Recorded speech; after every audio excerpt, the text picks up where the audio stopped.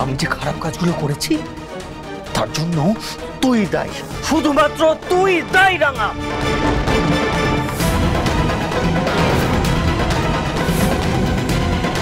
বাহ বাহ মেজদা ভাই, চমৎকার। তুই খারাপ কাজ করলি, তার জন্য কে দায়ী? রাঙামতি। কি মেজদা ভাই,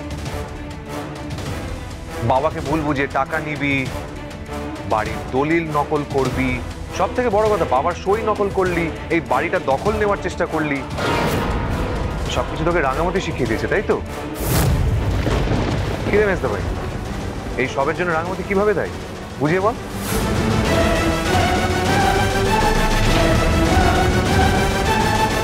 ও মেজদা ভাই, তোর তো অ্যাঞ্জিওপ্লাস্টি হয়েছে তাই না?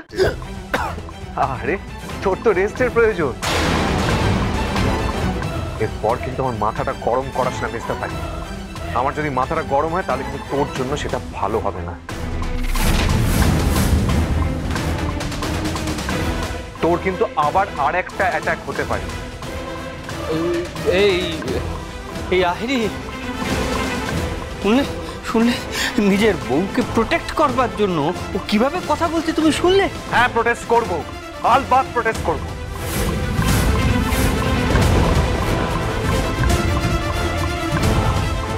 কেন বলতো?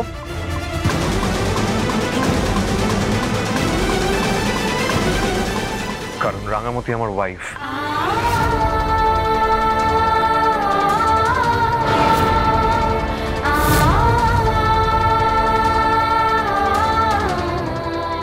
আর ওকে কেউ যদি অপমান করে, সেই অপমান আমারও গায়ে লাগবে।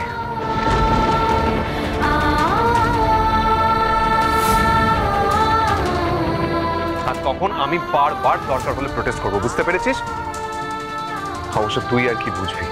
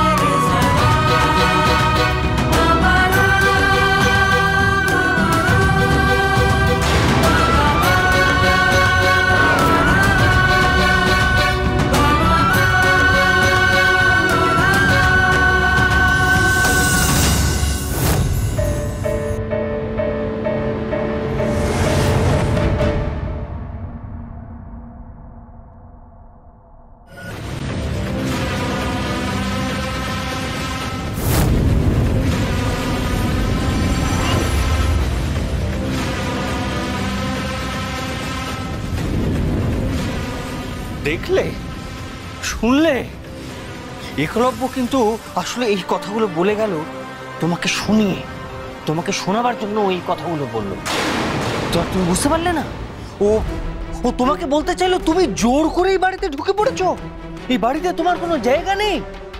আরে ও ভাবে ভাবে একেবারে বুঝিয়ে দিল তোমাকে ওর জীবনে এখন রাঙাই সব। একলব্যর জীবনে তোমার আর কোনো জায়গা নেই, তুমি আসলে একটা ফালতু। মুখের কথায় কি যায় আসে? একলব্যকে ওর জীবনের অর্ধেকটা তো আমাকে দিতেই হবে, না দিয়েও যাবে কোথায়?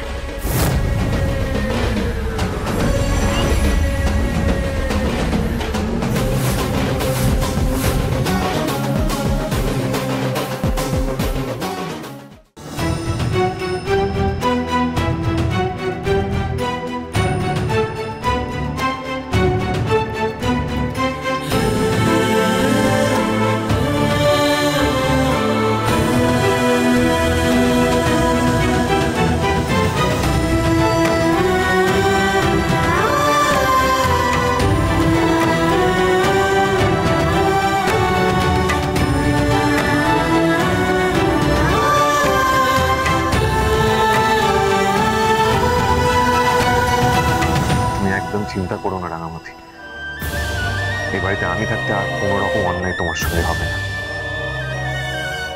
আর আহিরি এই বাড়িতে ঢুকে এসে আর যাই করুক না কেন, আমার জীবনে আর কোনোদিনও জায়গা পাবে না।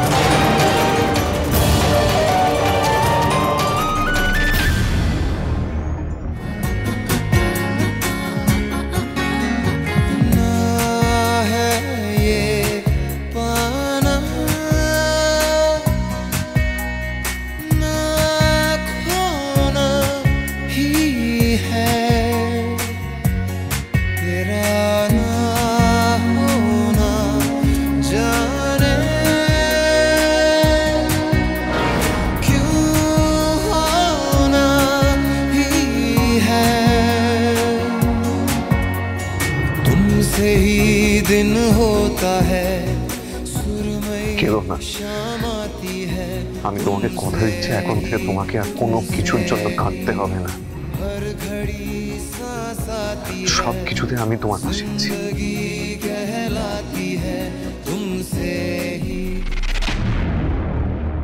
তবে সামনে পুজো আসছে, এই 5 দিন কিন্তু আমরা খুব হই হুল্লোড় করবো, আনন্দ করব, খাওয়া দাওয়া হচ্ছে।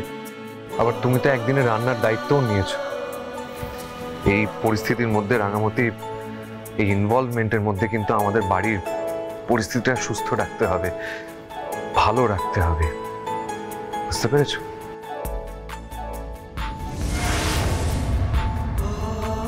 আসলে কি বলতো, আমার খালি না ভেতরে ভেতরে একটা টেনশন হচ্ছে যে নতুন কোনো বিপদ আসতে চলেছে কিন্তু কে জানে কি হবে। বাবাকে দেখেও বুঝতে পারছি যে মানুষটা অন্যরকম হয়ে গেছে। তুমি খেয়াল করেছো? আর হবেই না বা কেন? যে মানুষটা যৌথ পরিবারের স্বপ্ন দেখেছিল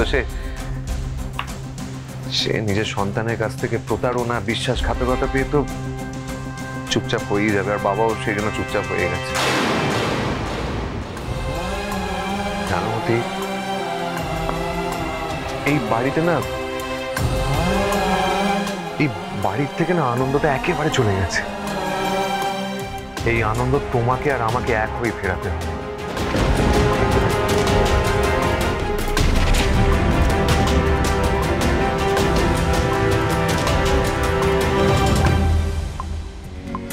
आँखों में आँखें तेरी, बाहों में बाहें तेरी, मेरा न मुझ में कुछ रहा हुआ क्या, बातों में बातें तेरी, रातें सौगातें तेरी, क्यों तेरा सब ये हो गया।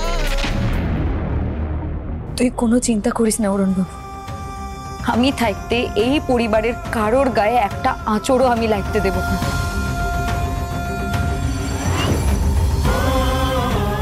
এই বাড়িতে আমার কতটা অধিকার সেটা একমাত্র তুই ঠিক করতে পারতিস, আর আজকে সেই অধিকারটা আমি পেয়ে গেছি।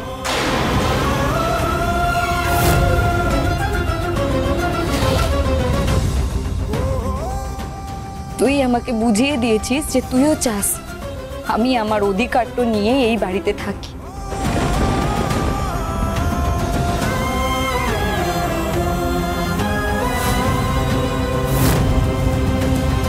এবার তুই দেখ আমি কি করি। কেউ আমার কিচ্ছু করতে পারবে না, আর কোনো শত্রুকে এই পরিবারটা আমি ভাঙতে দেব না।